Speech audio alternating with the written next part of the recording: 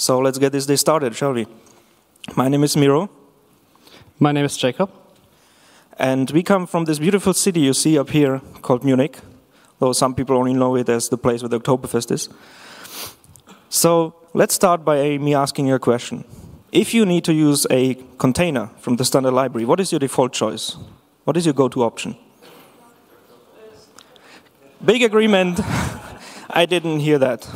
So almost agreement on vector, and there are good reasons for it. So we all love vector because of its contiguous layout in memory, meaning that all its elements are consecutive linearly in memory, one after the other. This gives us very high cache locality, right? And as a consequence of that, we pretty much have the fastest possible iteration through any container in the standard library, except maybe for array. And we have constant time lookup. All we need is an index. We do some point arithmetic, and we immediately get the address of the object. And this is useful for random access iteration. Many algorithms can be much more efficient if they operate on vector. And we have amortized constant time growth. So if you call pushback, it on average has constant time. But there's also a very serious drawback to vector. One that people don't think about too much, and it's pointer invalidation. And it's in Comic Sans, so you know I'm serious here.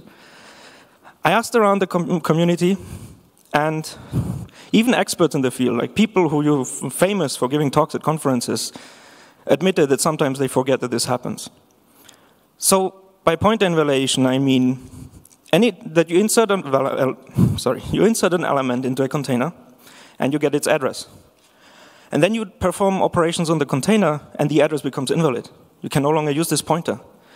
And when I say pointer, I use it as a synonym to iterators and references. So how does it happen?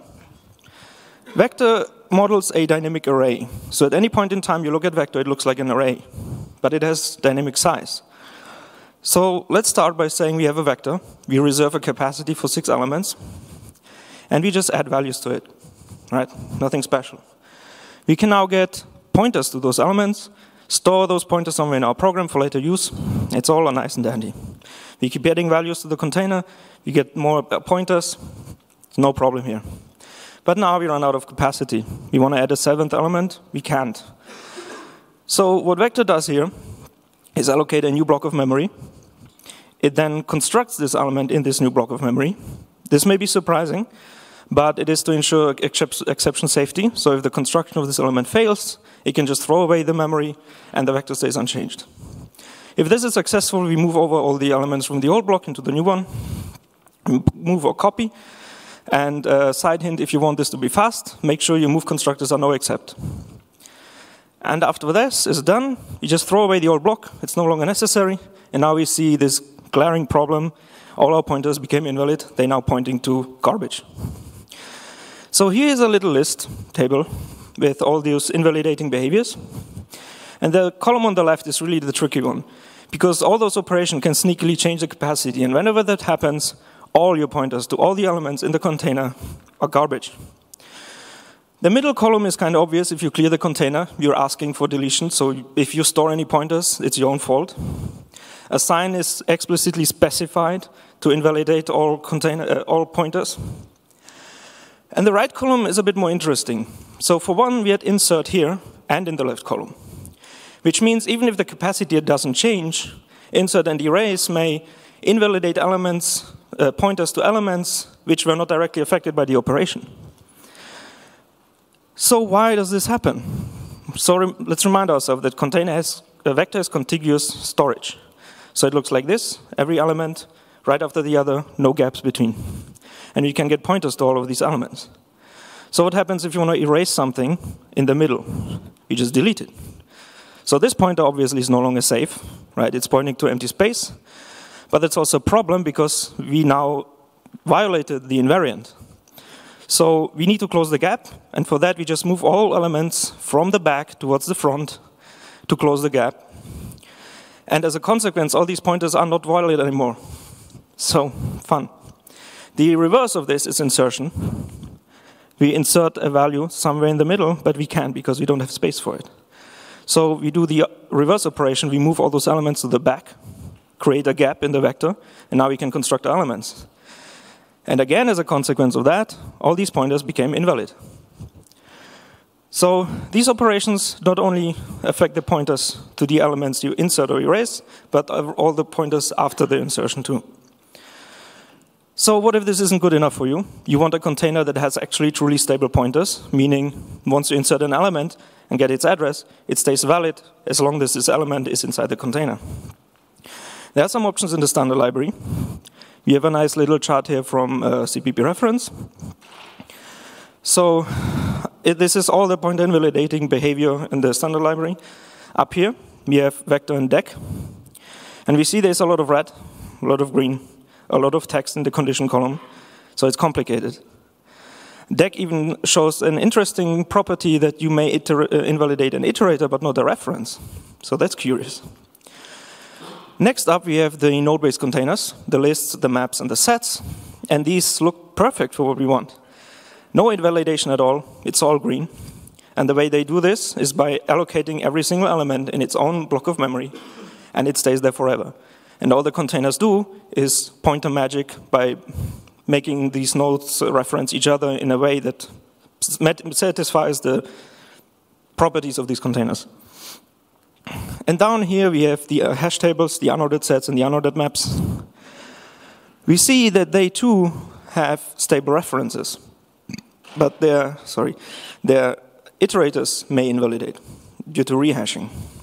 So this is about the standard library.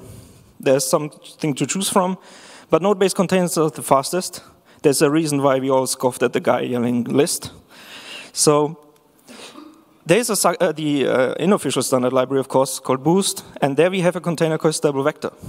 It kind of sounds perfect, doesn't it? Unfortunately, it's a lie. It's not a vector. It doesn't have contiguous storage. It is more akin to a vector of unique pointers. So really, it's just a mess. You don't have cache locality.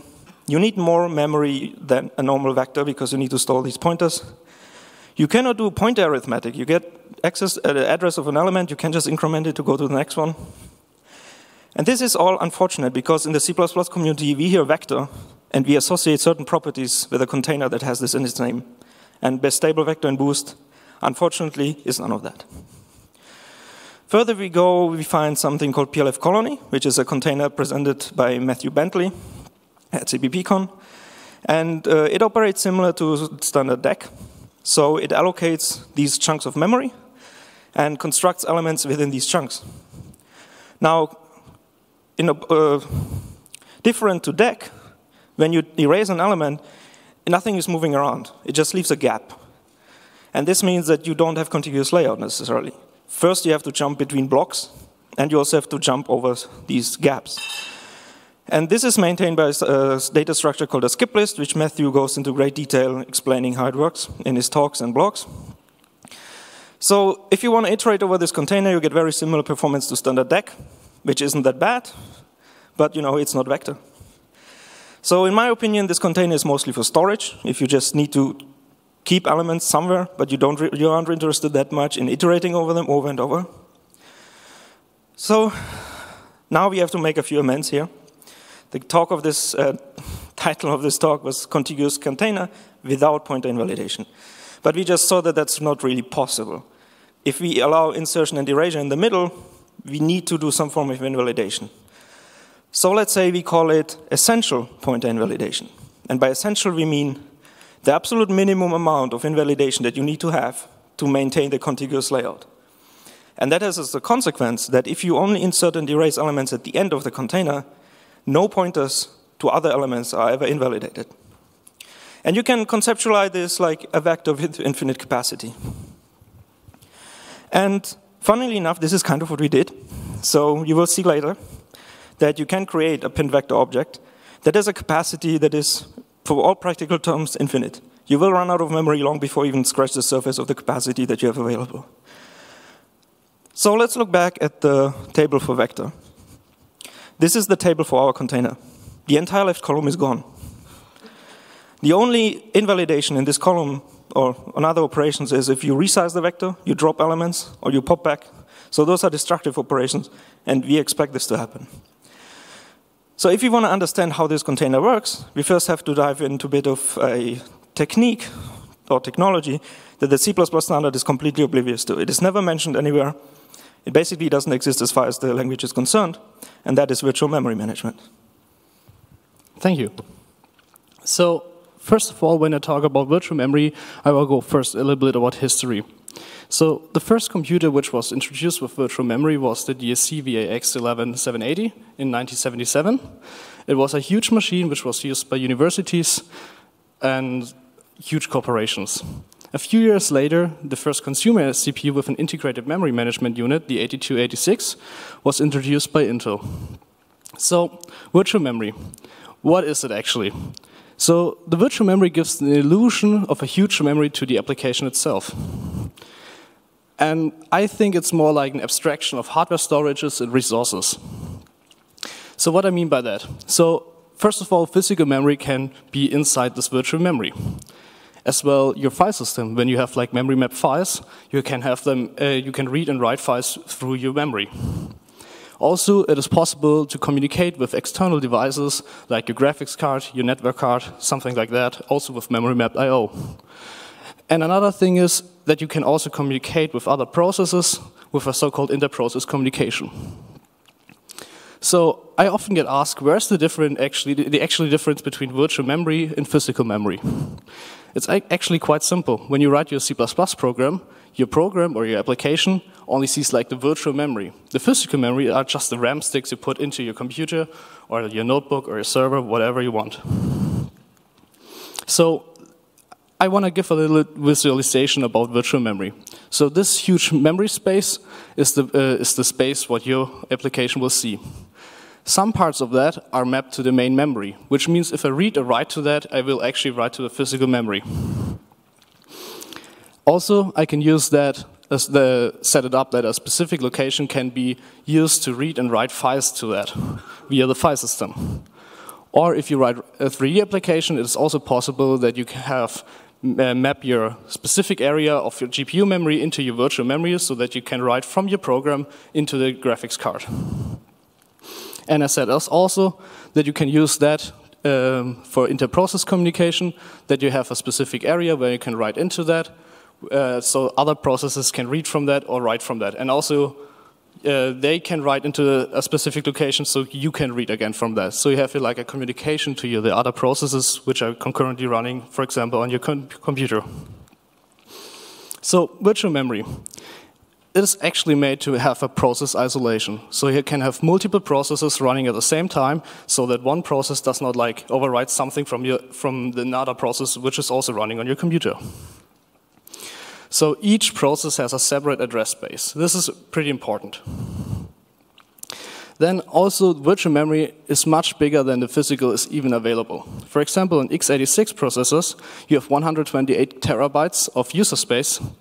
And also, since you're running on virtual memory, the kernel is also running on virtual memory. It has also 128 terabytes of storage. So let's dive into it. We have first the page. So what is a page? Page is a fixed size block of the virtual memory. And most CPUs have a minimum page size of 4 kilobytes. So your whole virtual memory address space will be separated into a lot of pages. The pages are also memory aligned, so it means that no page can overlap like with another page, so they are all separated to each other. Then we have so-called huge pages on modern hardware. For example, in x86, it is also possible to have 2 megabyte pages and also 1 gigabyte pages, which is pretty important for performance as well, because when you have less pages, the computer has also less to do. But I'll go into that a little bit later. So next thing is the so-called memory management unit on your CPU. I'm pretty sure everyone has seen it already in action. When you write your first C++ program and try to follow or dereference a pointer, which shows into nothing, you get like the typical error that says terminated by signal 6F. This signal is actually thrown by the memory management unit because you try to access something which was not there. And on Windows it looks like an access violation. So it's a separate part on your CPU which gets the virtual memory address you try to access, and it translates that to a physical memory address so you can access to that. Another feature what the memory management unit is doing is a so-called page protection. So each page can have a flag where it can read, write, or execute it. So it checks if you can read from this byte, or write from this byte, or even execute that. So another part is the translation look-aside buffer. So it's a part of the memory management unit, and it stores the physical and virtual addresses, so it can really access really fast the translation between those address spaces. It's hardware accelerated, which means that most CPUs nowadays, it took only one cycle to figure out where the physical address is when they got a virtual address. And mostly it has 4096 entries, so it's not really much. And because the translation look-aside buffer cannot store a lot of all the mappings between physical and virtual memory, there is a need for a so-called page table. A page table, think of that like a cache for your translation look-aside buffer. It's stored in memory, in a so-called unbound memory, because there is no, it's not paged out sometimes. And it has to do a so-called page walk. The thing is, what I find confusing is it's not actually like a table, it's more like a map where the processor has to walk through this map to figure out what the real address is. It can be in hardware on modern CPUs, so it can be quite accelerated. And on smaller CPUs, you have to do the operating system, or you have to give them a callback where the page walk can be done in software. But this is quite slow compared to the hardware. So let's look about the task manager from Windows. As you can see, we have about 16 gigabytes on the built-in, but on the same time, we have 19.6 gigabytes already in use. How is that possible? How can we use more memory than we even have in this computer? And yes, you can also see we only used 10.7 gigabytes in memory currently. This is all done by swap space. I call it swap space because it's dependent where you're running on. For example, on Mac OS or Windows, it's a file, and on Linux, it's a separate partition. It is used to save unused pages on your physical memory onto the file system, so you can free up physical memory that other processes can push more stuff into physical memory. And the whole thing is controlled by the OS, so you don't have to do anything, it will happen in the background.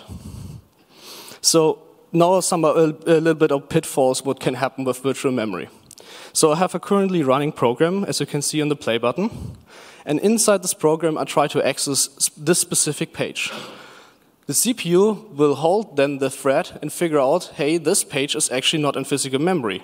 So the virtual memory management of your operating system will push this page back to the physical memory, so the CPU can access that directly again, and then the thread continues. This is a so-called page fault. And to summarize it again, when you try to access a page which is not loaded in physical memory, it has to swap pages into and from swap file, because sometimes the physical memory is already full, so the operating system has to first clear some parts of the physical memory so that your page can be swapped back into the physical memory. And it's super expensive, because you have to access back to the file system and push the page from the file system back into the physical memory. Another pitfall is a so-called translation look-aside buffer miss. So when I try to translate this virtual address, the memory management unit will first look inside this translation look-aside buffer if there's already the physical address available. And sometimes this is not there. So what the MMU then do is it goes back into his page table on the memory and do his page walk to figure out where the physical address actually lies. And then pushes back to the memory management unit and will be saved in the translation look-aside buffer. As I said earlier, this page table can sometimes be paged out, and then there can be an even more expensive cost that, for example, the page table has to first paged in again, and from the swap file, so it is not even more expensive. Another thing is called thrashing. Thrashing is the constant swapping of pages. This happens when you have running a lot of programs which use every piece of memory you have, and the operating system is constantly swapping pages in and out of your physical memory. It leads to an unresponsive system which can resolve that your application or everything is like kind of laggy and everything is like kind of junky. Because the file system has to do a lot of work. It has to read the swap file or swap partition and pushes the pages in, and also receives new pages to save. So how do I get actually memory on the physical memory from my virtual address space?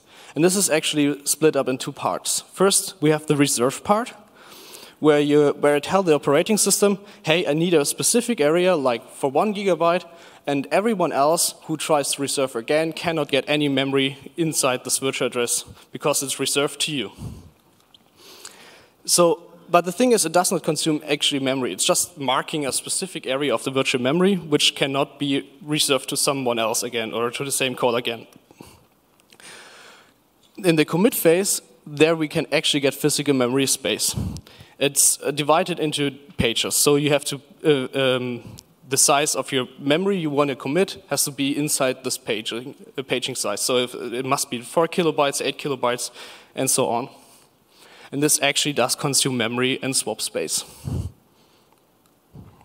So I want to give the micro back to Miro, because he will tell you about the pin vector internals. Thank you. So now that we all know, maybe again, or learn something new about virtual memory, how do we actually use it? Why is this relevant? So once again, we have a visualization of our virtual memory address space. And now what happens if you actually create an instance of pin vector? So first of all, we try to be as interface compatible with vector as possible, but the constructors are one area where you have an extra argument at the front. And it's pretty significant, because this value directly maps to the size of the reservation that we do in virtual memory. On Windows, we use the virtual alloc function with a reserve flag, and on POSIX systems, we use mmap. However, we don't map a file, so we use an anonymous mapping. We set it to private, so we don't share it with other processes. And we say that all pages in this area cannot be read or written. So if you still try to access the memory, you will still get faults as if you didn't do anything. You have a bit more fine-grained control over this. So if you need a certain number of pages or you want a certain number of bytes, you can use that instead. However, we will always round this up to the next page size, because that's memory you get for free, so why not use it? So this has direct implication on your container because it affects the max size. And let's be honest, when's the last time any of you has looked at the max size of a container? Right? You look in the standard library, it just return int max, because it doesn't matter on most containers. But here it does, because here you can have very tiny numbers if you set up your container like this. And you should never insert in a container as it has reached its max size. It's undefined behavior. So now we have a container, we want to put stuff in it. We push back some values, and now we have to actually store it somewhere. So this is where we commit a page to memory. We say on Windows, virtual alloc with a commit flag, and this instructs the operating system to actually put backing storage in the swap file in the physical memory for this particular page. On POSIX, we change the protection flags to tell the system, hey, you're now allowed to read and write it. And on systems like Linux, the operating system does all the committing automatically as you access these pages. So we put some more stuff into this, and we keep growing. And we put more stuff in it, and we keep growing. And here is where we significantly differ from standard vector, because we never reallocate. We never copy around. We just create new memory from nowhere, because we know there's nothing there. No other part of your process can allocate anything in this region. So it's safe to just grow into it. And this maps to standard vector terminology. So the blue parts, those are the committed pages of memory. Those represent the capacity. And the capacity can grow up to max size. And this is why you can set this up in a way that is essentially infinite size. Because on the desktop system, you can totally say, hey, Windows, how about, I want 10 terabytes. Can you give me that? And we'll say, yes, sure, here you are. Just don't use it all at once, please. So you can keep growing and growing and growing and growing, and we never reallocate, and suddenly, well, you're out of memory and you crash. But you didn't reach the capacity, right? So that's good. And so now we have this container, and at some point we realize, well, we want to remove things from it. So we pop. Pop back doesn't change the capacity in any way, because it has to be a safe operation that can do safe for cleanup, so it cannot fail. So we keep doing this, and at some point we realize we have a lot of excess memory consumption. We have lots and lots of space here that's unused, and standard vector has this shrink to fit method, What it does in standard vector is, again, a reallocation.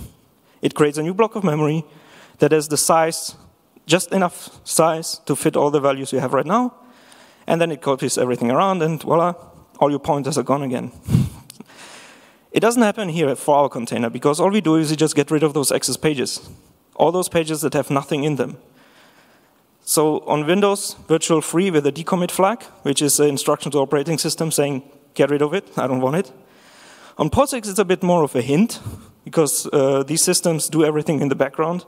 So we tell the system, yeah, you're not allowed to access these pages anymore, and we also give you the hint that we don't actually care about the content anymore, so you can recycle them, throw them away, do with them as you please.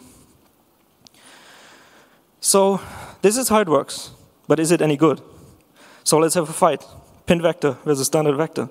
Round one, we need to establish some form of baseline. So we know that these vectors are very similar. They do essentially the same operation, they just differ in how they treat memory. So let's establish a baseline test. We reserve upfront all the memory we need, and then we measure how long does it take to fill it. And this is the result. So the numbers don't really matter that much. What's important to see is that both containers are equivalent. So we know that this operation has about the same performance, which is important for later. We have big val here as another type, which was suggested to us, which is just a very large struct. But this and int are both trivially copyable. So what happens if you don't have trivial copyability, like with STD string? Well, it's a bit different. So our implementation is actually a little bit slower. So that's something we can improve on. But the difference doesn't seem drastic. So we just go with it. Here we have all of them in one graph. Interesting to note is that integers take a long time to insert, much longer than the others. We're not 100% sure why this is the case, but we assume because integers are smaller, so you call pushback a lot more often, and so just in total we execute more code. So round two. Is it actually good? We now know that the pushback performance is comparable. So round two, what happens if you don't know how many elements we're going to have? So we take the previous benchmark and we remove the reserve call. Now we measure all the nitty-gritty bits, all the allocations and the copying. And now the picture changes a bit. So here we see that on the smaller sizes of the containers, vector is faster. But at some point, it gets slower. This is for int. This is for a big val struct. Same pattern. We look at string. Again, the same pattern. So there's something here. Let's put them all in one page. And we see a trend clearly here. Let me also put your attention to this lower part down here. It is kind of curious to me that pin vector, regardless of the value type, regardless of the size, in this area, always takes the same time. So clearly, the allocation of pages is dominating here, because malloc, or the system allocator, has a lot of tweaks to handle small memory sizes. It uses recycling and all kinds of things. Whereas we go to the operating system and say, we want new memory from you. So this explains why it's slower for smaller vectors.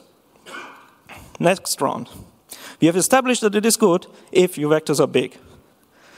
So how much faster is it? Those previous graphs weren't really that explanatory, or at least easy to understand, because they were all exponential. So tiny changes in vertical value means big magnitude changes. So what we do here, we normalize the numbers. We say vector is always 1, and pin vector is rescaled according to that. And now we see how much faster or slower it actually is. So here, as we already seen before, for small vectors, we are slower. There's no arguing in that. But we see that there's a turning point, and then we go much faster very quickly, up to 5 times. So if you're dealing with big data, well, not big data in the sense of big data, but let's just say a lot of memory, you can benefit from this greatly. We tried this, so this is from this Windows MacBook. We also tried it on macOS. And the trends are the same, but the numbers are very different. So for one, the breaking point is shifting towards the bigger sizes. But we also see that for non-trivial types, like string, it is not at the same point. So there's a difference here. So out of curiosity, we thought, what about running Windows on the same machine? And now we see a graph that looks very familiar. We again have the same breaking point at 512 kilobytes. String is a bit earlier. But we again reach this 5 times increase in speed. So what we have discovered on our test is that on Mac OS, using libc++ and the Apple compiler, std vector in total finishes faster. So there is a discrepancy either between the operating systems or the standard library implementations that make vector slower or faster, and if vector itself is faster, then our numbers go down. So why is that? Why is it faster? So we want run 4. We want to see where does vector spend all its time. So we modified our test a bit. We replaced the allocator in vector with a bump allocator, which is an allocator that just allocates all the memory it's going to need up front. So all the blocks that vector is going to need, pre-allocated. And from vector's perspective, allocation is just bumping a pointer by a certain offset. So this is essentially no overhead for allocation. This now gives us a measure of the total time minus the allocations, which is equivalent to the insertions and copying. And by insertion, I mean how much time does it take to just actually construct the value and bump the size of the vector. We already know how long that takes. That's our baseline test.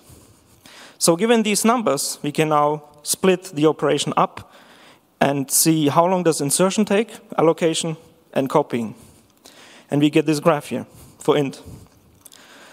So what we see here is that once we leave the L1 cache of the course, insertion dominates for some reason. It takes most of the time. After we leave L2 cache, allocations are dominant. A nice thing here to see is that the overhead of copying is roughly the same ratio everywhere. So this is where the constant time, amortized constant time comes from. If you look at big val, it goes upside down. Now the copying takes a lot of time, and the allocations are even more dominant.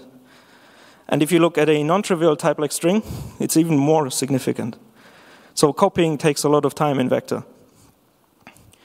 And this explains why our container is so faster for big sizes, because we don't do any copying. The elements never move. What are our conclusions here? If you know how many elements you're going to have up front, you can reserve in both, and you'll get the same. However, if you know that you're going to have to reserve again, you may use pinned vector because then your objects don't move around. For small containers, std vector is faster. So if you know that you're never going to exceed certain size, just use vector, it's going to be better. If you get bigger than that, look at pinned vector. You may see some benefit here. And why this all happens is that we do not copy our elements around, we do not reallocate. And allocation also is overhead, not just in allocating, but also in deallocating the old block of memory, which is not free either. And the exact numbers, as we saw, vary strongly by the operating system, the hardware, the standard library, and so on. And now that we know how this works, we see what can you actually do with it. Thank you. So first of all, where can we actually use the pinned vector? For the pinned vector, it's crucial that we have virtual memory support. So it's not actually available for like embedded devices where a lot of MCUs don't have a memory management unit where you have virtual memory support. So for the desktop, this is not an issue. We can run it easily on Linux, we can easily run it on Mac OS, and as well on Windows. But since I'm a mobile developer, and I came up with the idea how this could work, and I needed it for my work, I thought I can also implement this for the mobile space. But the thing is, on Android, it was a little bit wonky. I could not reserve more than 500 gigabytes, and I'm not sure, still not quite sure why this happens, because I still think that Android is in the bottom Linux kernel, and it should behave kind of the same, but it could be something with the ARM architecture. I'm not sure about that. But the main point I was unsure was with iOS. On iOS, you don't have like a swap file where your writable pages can be paged out to the operating system. So you can only reserve as much memory as physical as there's available. It's kind of sad. So I'm working a lot in the 3D space area, and I try to implement an entity component system. So the thing is, what is an entity component system? The entity is just an ID. The component only stores the data, and the system uses the components to operate, on these and stores them somewhere. And it's a typical data-oriented design. There's an interesting talk from Mike Acton about data-oriented design in C++. And this year we have also a talk about data-oriented design in practice by Stoyan Nikolov. It is mostly used nowadays in game. It's mostly used in games nowadays, but maybe we will see it also in rendering engine for web browsers. Sorry? It's not working. Okay. So it can be used in web browsers, and maybe we'll see it somewhere else also. So in my beginning, when I started to design the entity component system, I thought like, yeah, I will use raw pointers to the vector. But as Miro also told us that, I'm sorry.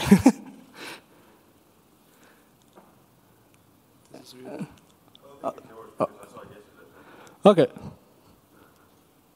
Okay, let's hope it works. So in the beginning, I thought I will just use raw pointer to the components, but the thing is that it still gets like invalidated after a specific size. And the thing is that the pointer is then invalid, and I should have to write a system where all the pointers get redirected to something else. But I don't want to do this, so I screwed the idea.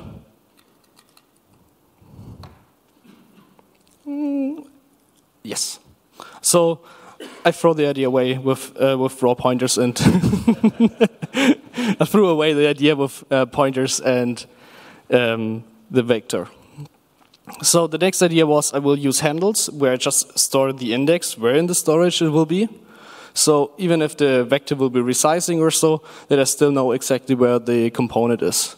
Then I have my system with the logic and my component with the data. And the system will have a storage with a standard vector with a lot of components. And when, for example, the entity want to read something from its components, it has to give the index to a system which can read from the storage and gives it back. This is an indirection. And since I'm on a mobile space and I want to have as fast as possible, this was not like an idea I really wanted to have, like an indirection. So the things about entity component systems with standard vector. The pro side is I have a dynamic storage. So my entity component system can be dynamically grow and resize as during runtime. So it can fit the right size all the time. But the pro side is it has to use handles, which like an index, and it can introduce indirections, which I don't want it to have. Then I thought that I can make it with an STD array. The pro side is with the STD array is I have no indirection. I can directly point into this array, but the main problem is that I have to pre-allocate memory, and I don't know, like when I get like a 3D scene from the web, that I don't know exactly how much memory I need, and therefore I need a max size, and I don't want to waste memory. And also it cannot like dynamically resize during runtime. So when I add another scene onto a scene, for example, it was not like scaling correctly. Now, then I came up with the idea about virtual memory, that I can use a pinned vector, for example, and implement it there. So I have storage with pinned vectors. I have an entity which can like directly point into the component, into storage of components. And I have my system with all my logics which are working on the storage. And my components that only holds the data. The thing here is now that the pinned vector can now like dynamically resize itself, and I don't have the indirection from my component system, which was like kind of amazing. But since I cannot nowadays use it actually in the mobile space, I had to think about something else. And now I want to come back to possible future work we want to do. So first of all, we thought about that we can also make a pinned stack, which can be useful for some people, but I never used stacks yet. The other idea was like we can use this virtual memory to also have like a shared memory support, so that other processes can read also from pinned vector. And we had an idea about a page fault avoiding hash table, which is like kind of an interesting idea where you can set like I have a huge memory area where specific bits define specific components, or like a key if there's a component or not, and then store it all around the virtual address space. thank you for listening. We will try to release the whole source code on Miro's GitHub account soon, pretty soon, because we have still some finishing touches. And if you have any question, you can ask us on Twitter. We have our Twitter handles, or when you're here in the conference, you can even ask us now there.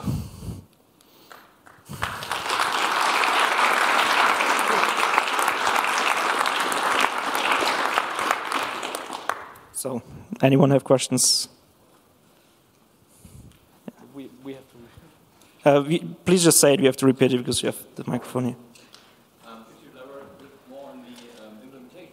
Did you write an allocator? So if you can elaborate on the implementation. Vector, underline, Uh-huh. or did you write everything? So we did not write an allocator for vector.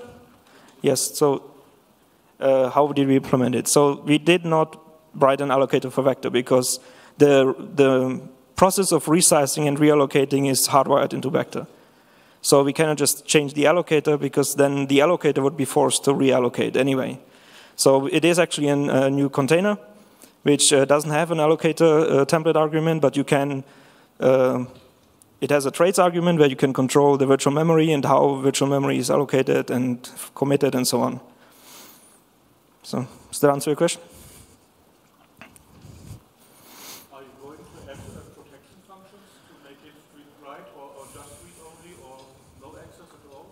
Are we going to add protection function to make it readable, read-only, write-only, executable?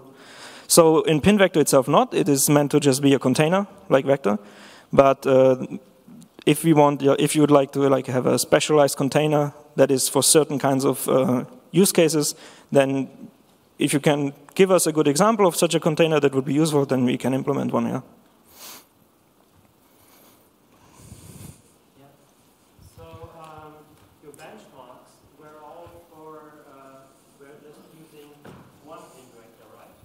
Yes. How does it scale if you have really lots of different vectors? Is there like, does it degrade because there's this overhead for the, you have to do this virtual memory thing for every one of them? So the vectors themselves are like independent of each other. Oh, sorry. So do multiple pin vectors like affect each other in a bad way? Is that what you mean?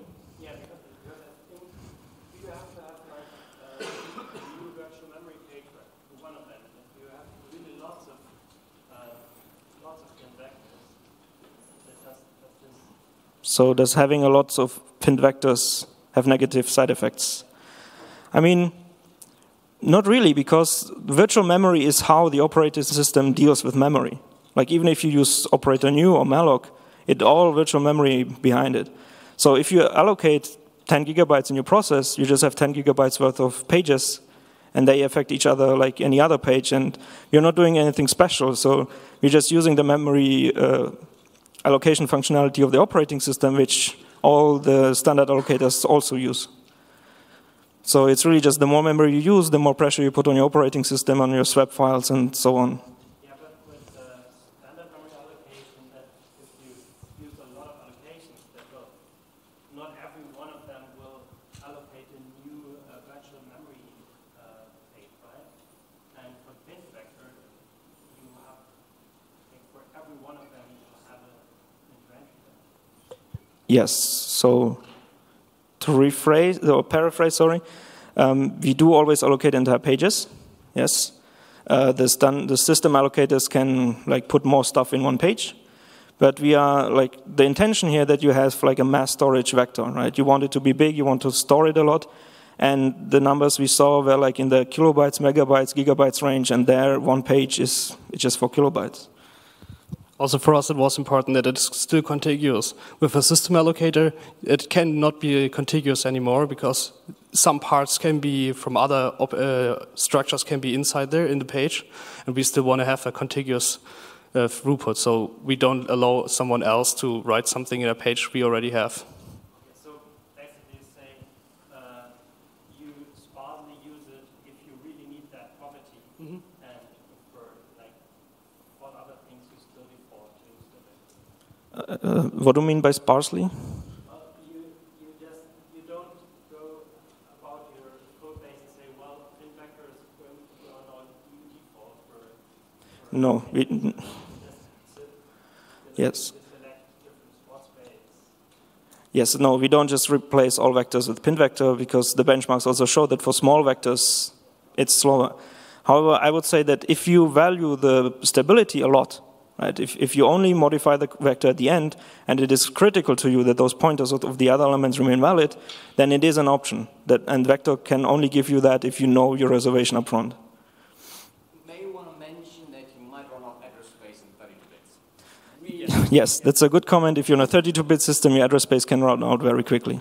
That's true. So this is really mostly useful in 64-bit systems, where you have a huge address space.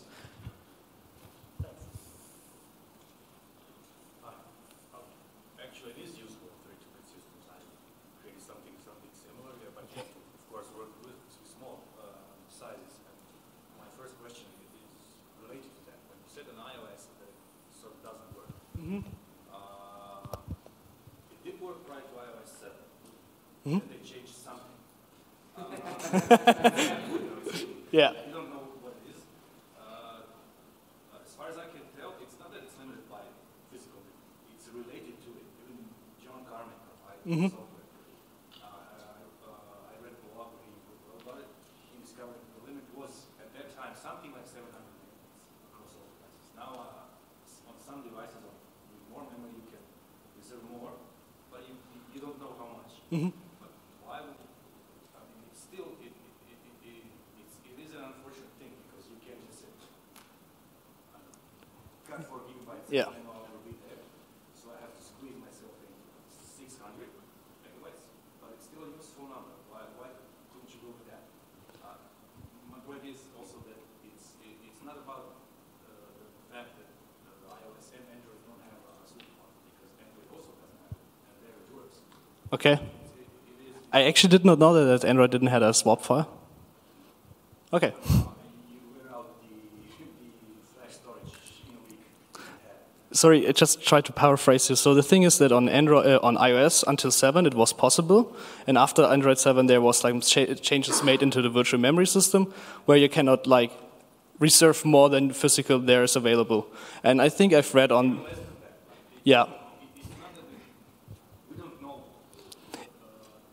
how the limit is formed. Yes, I've read on this virtual memory management document by Apple that they've decided that only that they don't want to have writable pages paged out to the operating system and only executable bits. But since you cannot define executable bits, I cannot like make a page where I can execute directly into that.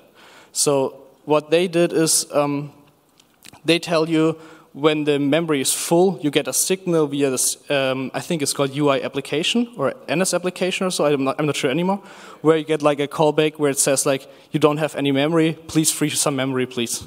And they tell you you should use this one instead of like having like a virtual memory where you can use more than actually there's available. But the reason actually behind that I cannot understand. You can reserve more than and then you get out memory. Yes, yes. As far as Android goes, you mentioned you hit the limit of about 500. Around 500 gigabytes, more than 500 gig. I just try to figure out where are the limits. So I write an application where it's like constantly growing the reserve. It tries to reserve more and more and more until I figure out where is the limit. And my thing was I just wanted to figure, because on the ARM architecture I saw there that it's also the same like on Intel where you have like 48 bits where you can use for virtual addressing. And I tried to figure it out and use the same, but on Android I couldn't get near close to that, to this 128 terabytes. I only got to 500 gigabytes. And I was still wondering why, and if somebody actually knows why this is that way, it would be happy to know about that. Could be, yeah. There's an intermediate approach. Reserves a smaller amount, and then the virtual memory allocation functions and virtual. It works in my experience better than POSIX system. Okay. You can tell it now reserve another chunk, but at this address.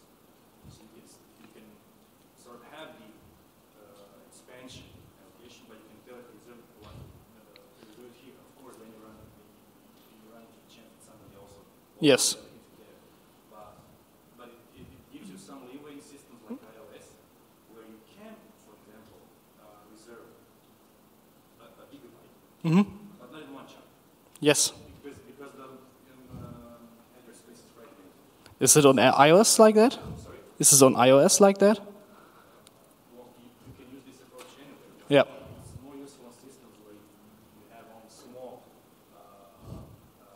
chunks of available virtual memory space. When it's like fragmented, you can go the way of the deck.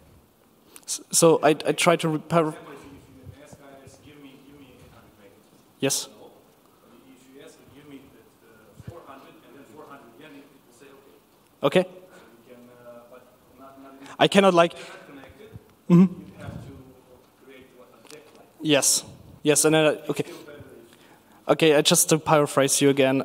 So the thing is that I should not reserve a lot of huge space, more like multiple smaller ones, and then I can with POSIX, I can give him a hint where I really wanted to have the next reservation, for example. So it could be right behind my first reservation, for example, and therefore I can grow more and more. But there's still a chance that someone else reserved also something which is right next to my smaller reserved portion of the address space.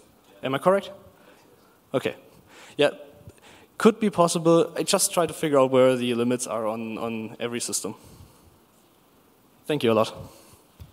So a comment to that is that if you're on Windows, you're a bit more restricted on Windows. The API is a bit more explicit, so you also have a bit more control. So the Windows doesn't try to do crazy stuff behind your back. And you have to create these reservations separately. So if you want the first reservation and then put another reservation right after that, the operating system treats it as a new reservation, which you then also have to free on its own. So you then need to keep track of all these reservations somewhere. So that's then extra overhead you have to keep track of. Yes, please. You mentioned the huge page thing. Do you do any special handling for the case of 8 megabyte pages or larger ones?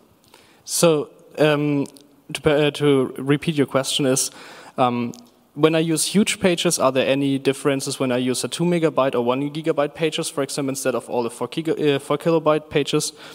The thing is, when I use a huge page, it's not divided in a lot of smaller pages, so I have only one page and the TLB has only one entry. When I use a lot of smaller pages, the TLB gets full much quicker, and therefore the TLB miss can happen a lot oftener.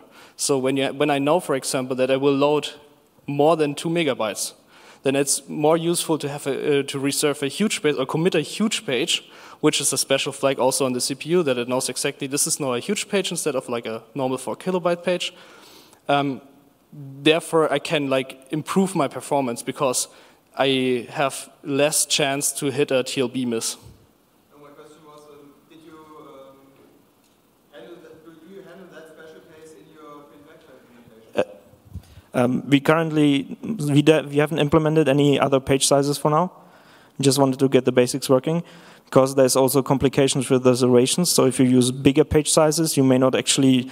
So on Windows, if you want a huge page, like the gigabyte page, you can't actually reserve it. You have to reserve and commit at the same time. So you cannot add an extra page after that. And you have to enable it system-wide. I had to handle with the 1 gigabyte huge pages on Windows, and they're completely unusable on user machines. You can use them on servers where you know that, all right, I got to reboot now because I want to run my program. You will run out of pages really quick. Yeah, so the comment here is that huge pages are mostly useful for servers, but they have problems on client operating systems. Does that answer the question? Thank you. Okay, seems like that's it. So thanks you for coming, and enjoy the rest of the day.